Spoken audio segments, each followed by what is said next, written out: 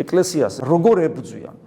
როგორ ებრძვის ეს ლიბერალიზმის საშინელი სული, ეს შემოტევა და ბრძოლა არის არა მარტო გარედან, არამედ შიგნიდანაც. რა თქმა უნდა, შიგნიდან ბრძოლა უფრო მტკივნეული და საშიშიც არის. მაგრამ ჩვენ უნდა გაუმკლავდეთ ქართველებს, ვაქვთ გულუყვილო ქართველებს. ილუზია ერთი, ნომერი პირველი, რომ მეგობრები ყავს სოფლიოში და ილუზია მეორე, რომ რატო არ უყვარვართ არავის და გეგონება რომ უნდა ყვარებოდი. არავის არ ეყვარები არასოდეს. არც უნდა ეძებო ვინმე სიყვარული. შენ უნდა ეძებო ქრისტეს ერთგულება და ქრისტესადმი ერთგულება და ქრისტესადმი სიყვარული საკუთარ თავში. ეს არის ჩვენი იარაღი, ინსტრუმენტი, ჩვენ სხვა გადარჩენი სხვა იარაღი არ გვაქვს, როგორც სახელმწიფოს.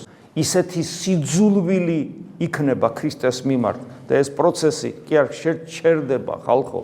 ეს პროცესი ქრისტესადმი სიძულვილი, ღმერთის ქმნილებისადმი სიძულვილი ძალას იკრებს.